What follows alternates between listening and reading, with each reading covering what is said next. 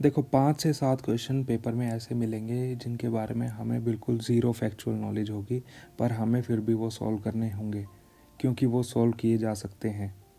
Okay, कैसे solve किए जा सकते हैं?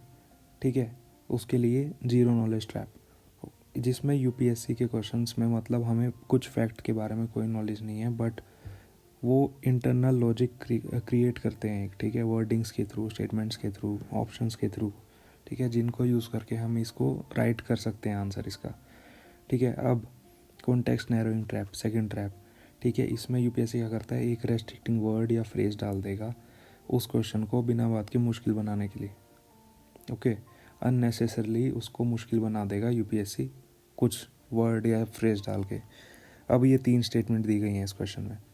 Article 6 of the Paris agreement, अब ये देखो तीनों स्टेटमेंट एक ही फ्रेज से स्टार्ट हो रही हैं। ओके, अब सबसे पहले देखते ही कि article 6 of the Paris agreement, article 6 इसको स्पेसिफिक बना रहा है कि पेरिस एग्रीमेंट में भी आर्टिकल 6 में से बताओ मुझे। ठीक है, अगर आर्टिकल 6 को हम काट देंगे तो क्या बदल जाएगा, हमें तो पता ही नहीं आर्टिकल 6 का। ठीक है, तीनों में से हमने काट दिया article 6 of the Paris agreement. अब सिर्फ इतना पढ़ते हैं कि Paris agreement on climate change is frequently discussed in global discussion on sustainable development and climate change. इतना ब्रॉड इसमें एक्सप्लेनेशन दे रखा है। ठीक है, और स्टेटमेंट 1 को तो ऐसे क्वेश्चन में गलत मानना ही नहीं है, ये तो भूल के भी नहीं करना कि स्टेटमेंट 1 गलत हो सकती है, क्योंकि चारों ऑप्शंस में से कोई भी नहीं बोल रहा कि ये स्टेटमेंट गलत हो सकती है। ओके, मतलब ये स्टेटमेंट ठीक है, इसमें इसका डेटा हम बाकी की 2 स्टेटमेंट में यूज़ कर सकते हैं। अब अगर कोई है जिसको पेरिस एग्रीमेंट ही नहीं पता कि क्या है ये एग्रीमेंट में, ठीक है, ये क्लाइमेट पे है, बायोडाइवर्सिटी पे है या किस चीज़ पे है, तो डायरेक्ट इसमें दे दिया गया है कि ये क्लाइमेट चेंज पे है, तो हमें ये पता चल गया कि ये क्लाइमेट चेंज पे है। ठीक है, अब ये डिस्कस क्या करता है, sustainable development and climate change को डिस्कस करता है आर्टिकल 6। ओके, इतना हमें पता चल गया। अब स्टेटमेंट 2 की बारी। स्टेटमेंट 2 क्या बोल रहा है, article 6 sets out principles of carbon markets. ठीक है, अब क्लाइमेट चेंज में कौन कौन से रीअकरिंग थीम्स होते हैं ये हमें सोचना पड़ेगा हमारी करंट अफेयर्स की नॉलेज से, या फिर जितने भी हमने करंट अफेयर के सेशन अटेंड किए हैं, ओके, उनसे। ठीक है, जहाँ भी क्लाइमेट चेंज की बात होती है वहाँ पे एमिशन की बात होती है, कार्बन क्रेडिट्स की बात होती है, ट्रेडिंग की बात होती है, कार्बन ट्रेडिंग की बात होती है, कार्बन मार्केट की बात होती है। ठीक है, अब तो इसमें कार्बन मार्केट जो है ना वो नेचुरली फिट है। नेचुरली फिट होने की वजह से इसमें पेरिस एग्रीमेंट में हम आर्टिकल 6 सोच ही नहीं रहे, क्योंकि हमें पता ही नहीं आर्टिकल 6 क्या है। पेरिस एग्रीमेंट में हम मान सकते हैं कि ये स्टेटमेंट ठीक है, क्योंकि इसमें प्रिंसिपल्स ऑफ कार्बन मार्केट, इतनी ब्रॉड स्टेटमेंट है ये। ओके, अब तीसरी स्टेटमेंट, थर्ड स्टेटमेंट क्या बोल रही है, inter country non market strategies. ठीक है, Paris Agreement on Climate Change intends to promote inter-country non-market strategies to reach their climate targets। ठीक है, अब कॉमन सेंस लगा के एक क्वेश्चन पूछो, क्या सारी क्लाइमेट कोऑपरेशन मार्केट बेस्ड होती है? ठीक है, या नॉन मार्केट बेस्ड भी हो सकती है? ठीक है, अब इसमें आंसर मिलेगा कि हाँ नॉन मार्केट बेस्ड भी हो सकती है, बिल्कुल स्ट्रिक्टली बेस्ड नहीं है कि हाँ भाई मार्केट बेस्ड ही होगी।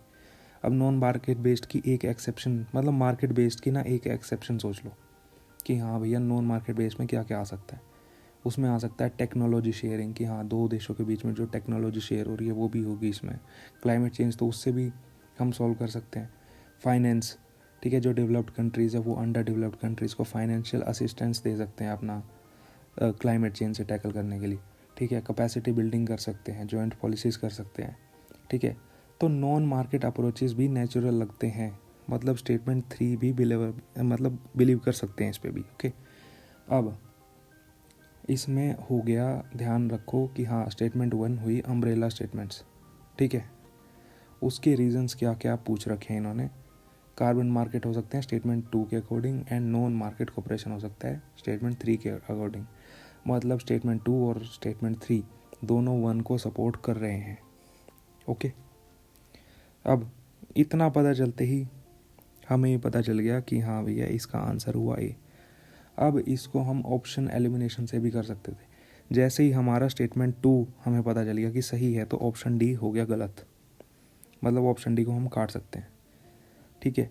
और जैसे ही हमें पता चलेगा कि स्टेटमेंट 3 ठीक है तो ऑप्शन सी गया, हम बचे 50% क्राइटेरिया पे कि हाँ अब या तो हम 50% को सही कर देंगे या फिर गलत कर देंगे। अब जैसे ही हमें पता चलेगा कि दोनों ही स्टेटमेंट 2 एंड 3 1 को एक्सप्लेन कर रही है तो हमें 50% से 100% हो गया हमारा आंसर, ठीक है। तो ऐसे हम इनको ऑप्शन को एलिमिनेट करके भी अपने चांसेस बढ़ा सकते हैं क्वेश्चन ठीक करने के, ओके। अब ये इंटेलिजेंट गैसिंग क्यों है और तुक्का क्यों नहीं है? तुक्का होता है कि हाँ आँख बंद करके ऑप्शन ए लगा दिया, ठीक है। और इंटेलिजेंट गैस होता है कि आपने टॉपिक फेमिलियरिटी यूज़ की, ठीक है, स्टेटमेंट प्लॉसिबिलिटी चेक की, ठीक है, अम्ब्रेला रीजन रिलेट किया इसमें कि हाँ ये अम्ब्रेला स्टेटमेंट है, इसके नीचे नीचे ये हो सकते हैं इसके ऑप्शंस, ठीक है। वीक ऑप्शन को एलिमिनेट कर दिया, ठीक है। तो ये रीजनिंग से आपने अपना आंसर निकाला है, ओके। और इस मेथड को हर क्वेश्चन पे यूज़ मत करना, ठीक है। ये मेथड यूज़ कब करना है आपको? जब टॉपिक जो है ब्रॉड हो, जैसे पूरा पेरिस एग्रीमेंट के बारे में पूछ लिया, उसमें भी इसको और मुश्किल बनाने के लिए आर्टिकल 6 डाल दिया, नहीं भी डालते तो भी आंसर यही रहता, ठीक है। तो टॉपिक ब्रॉड होना चाहिए उसके लिए, ठीक है। उसको उस टॉपिक को ये भी देखना है कि हाँ टॉपिक ब्रॉड है लेकिन यूपीएससी ने अननेसेसरी कुछ इसमें वर्ड्स या फिर फ्रेज डाल रखे हैं ताकि हम इसमें कंफ्यूज हो जाएं, ठीक है। टॉपिक ब्रॉड हो, स्टेटमेंट्स अबसर्ड ना लगें, ऑप्शंस जो है ऑप्शन का जो स्ट्रक्चर है वो क्लियरली एक्सप्लेनेटरी हो, ठीक है। तो इसका आंसर हो गया ए, ठीक है। तो इसमें याद क्या रखना है, जब फैक्ट्स ना हो ना तो स्टेटमेंट के बीच रिलेशन को पढ़ो और फिर आप उसको आंसर को ठीक मार्क कर सकते हो, रैंडम तुक्का मारने की बजाय। अगर आपके 35 to 40 क्वेश्चन ठीक हो रहे हैं तो रैंडम तुक्का मत मारो, प्लीज़ उसको इस तरीके से सोल्व करो तो आंसर निकल आएगा आराम से, ओके। और बाकी की ट्रैप वीडियोस भी देखो, उसमें बताया गया है कि आप ट्रैप्स का यूज़ करके आंसर कैसे निकाल सकते हो, ओके। तो मिलते हैं फिर प्रीलिम्स में। Thank you so much.